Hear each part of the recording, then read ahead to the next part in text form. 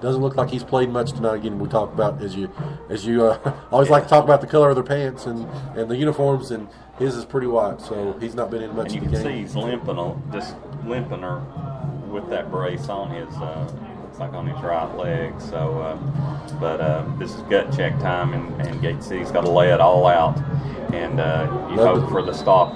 Love to see a stunt from that defensive end and linebacker. As John Battle goes in motion, it's going to be a quarterback keeper, and they're not going to get him for maybe a yard, 2 yards at the most. Great stop as the quarterback kept the ball. First in on the stop was Dalton Kaiser. Dalton's had another good game tonight, coming in off the bench. As let's see if I'm not sure what they're. The Gate City didn't have a timeout. Yeah, I didn't think they did, so we're lucky we didn't get a penalty right there. So as the clock begins to. They didn't reset the game clock or the right, play clock as well. Play clock. So a little bit of confusion out there. Well, I think the referees thought that there was that Gate City even had a timeout, because one referee had marked for a timeout. Pulled the old Chris Webber on him. Yes. Well, it's early in the season. You got to give the benefit of the doubts to the referees. They're only wait a minute. Play of the season is right here for Gate City. 3rd and 5, shotgun formation for Battle as they hand the ball off to number 20. He twists, turns, and he is not going to make it, ladies and gentlemen. He tried all he could to get that first down, but Gate City was not going to let him get there. Clock is running 1:45 as they won't get a snap off before probably 25 seconds. Mr. Carr, what's your math on the clock? I think we'll get it back somewhere around a little bit less than a minute to go. We're at 1:27 right now. Of course, Battle's going to drag their feet, wait till the last second to snap it. Those deep passes we've been practicing the whole game might come into play. So it's 4th down and 4 as they're going to let the clock run down to 1 second, call timeout. We're at a minute 10. Yeah, minute. And the clock continues to run. We lost about 3 seconds there on the clock after they called the timeout. Let's hope they put that back on. Of course, the scoreboard clock's not the official clock. Only Mr. Carr has the correct clock. Tick, tick, tick. In that case, I'm going to add about 6 more minutes onto this. What do we got as we do have... we do have a stoppage in play as John Battle's called timeout. There's still not a whole lot coming in from Southwest Virginia. Chilhowie all over East Side, 43-7. I'd say that one's probably close to being a final now. White Central is up 27-21 over Lee. Marion is over Tazewell, 28-12. In East Tennessee, Sullivan East all over Sullivan North, on their way to the first win of the season. They're up 27-8.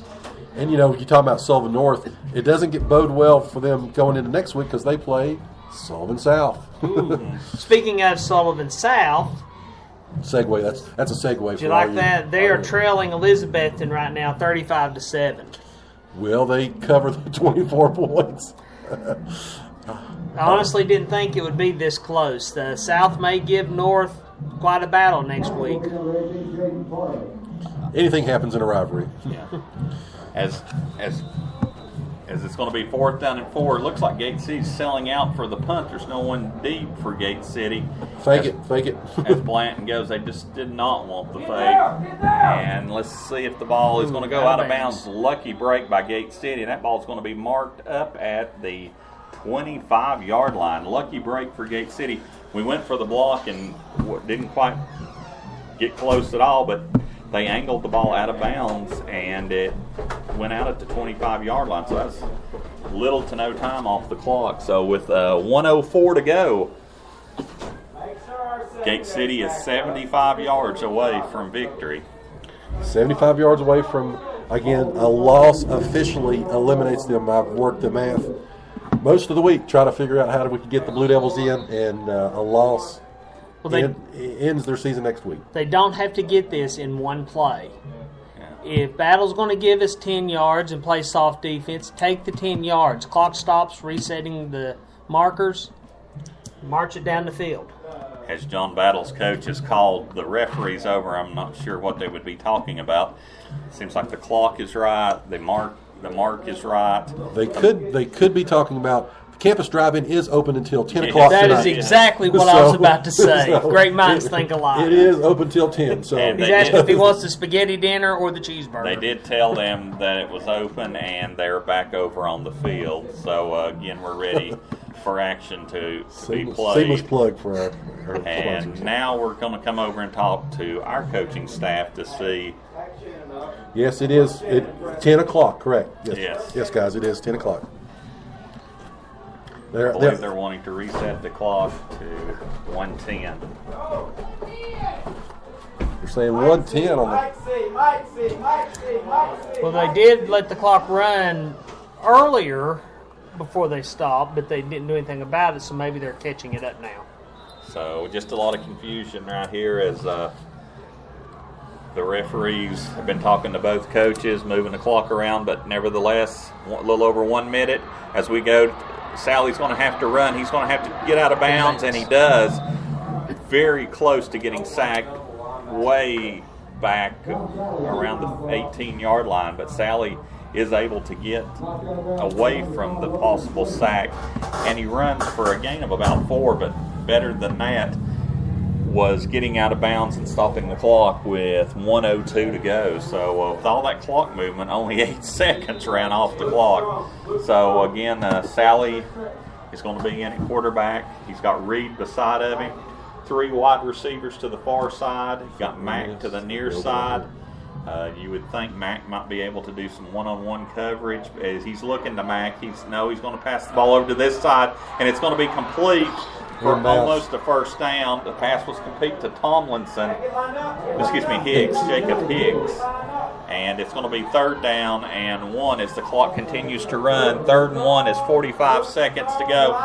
Gate City is up to the line, 3rd and 1 from the 34-yard line. They've got a mismatch.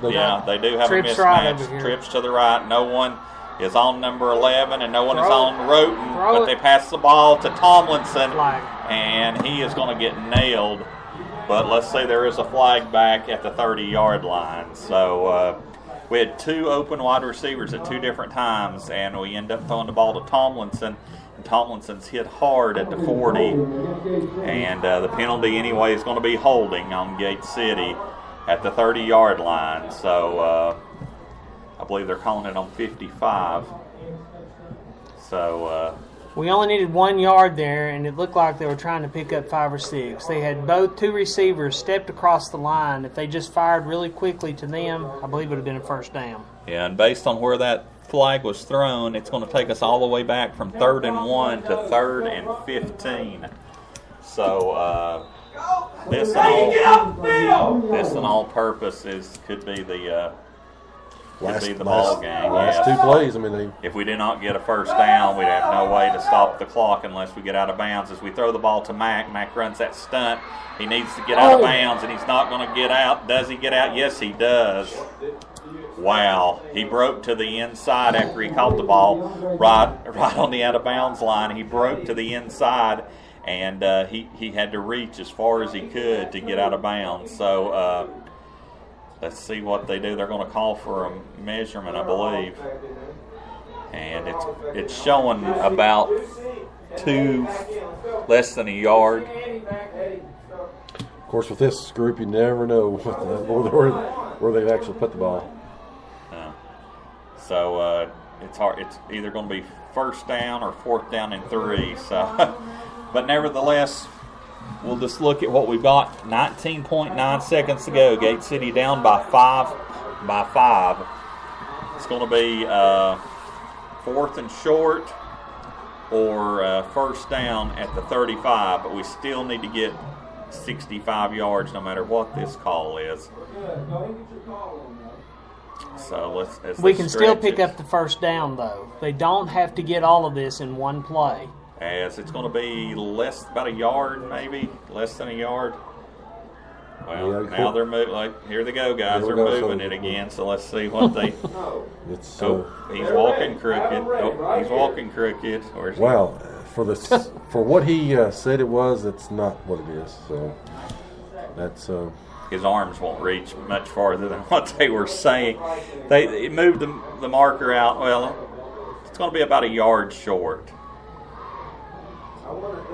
So we stop the clock on a first down and spike it, but you've got to be ready for this. Gate City has no timeouts. 19.9 seconds to go. 4th and 1. A quick pass over here to Mack, and him getting out of bounds would be the best option. Or to pass over to Tomlinson, who's on the far side, and no one is actually on him. No one's within 15 yards. 32 is shadowing DeAndre. Yeah, no There one's it is, within there it 5 is. yards, as it's going to be sacked. It's going to be your ball game, ladies and gentlemen. Two receivers open on the other side of the field and didn't see them. Didn't look at him. We had tunnel vision on DeAndre Mack, and Mack was double coverage, and just did not see. We had 3 wide receivers and only 1 defender over on that side. So, They were determined to run that to the short side, I think maybe to try to get out of bounds. Didn't even look to the far side. We had, like you said, 2 guys wide open for 5 yards, which would have been the first down.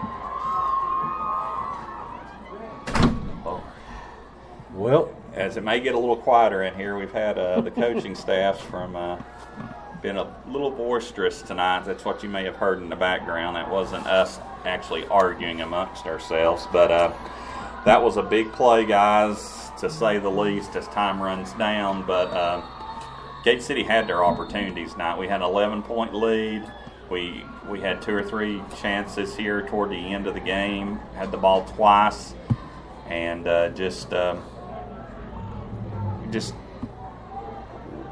we played not to lose the second half of the game. So John Battle came out with fresher players, excitement, and that onside kick to begin the second half is what really generated their excitement for the whole and set the tone for the whole second half, as the ball is going to be snapped back to their quarterback.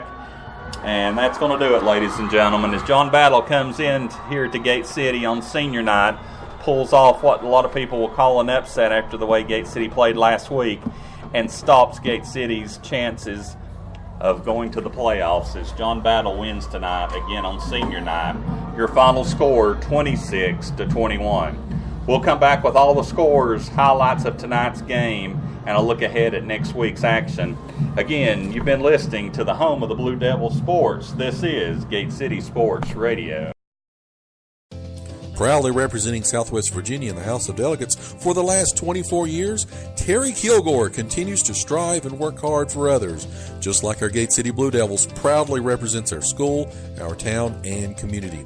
Delegate Kilgore, a proud Gate City alumni himself, wants to thank the residents of the 1st District for their trust and support over the years as he's continued to voice our needs and concerns in Richmond to make our region a tremendous place to live and work. And on behalf of Delegate Kilgore and his family and staff, they say, Go Big Blue! Ken Russell's Barbershop wants to wish the Gate City Blue Devils the best for a great season and wants to thank all of the Blue Devil fans, alumni, and students for their patronage over the last 30 years.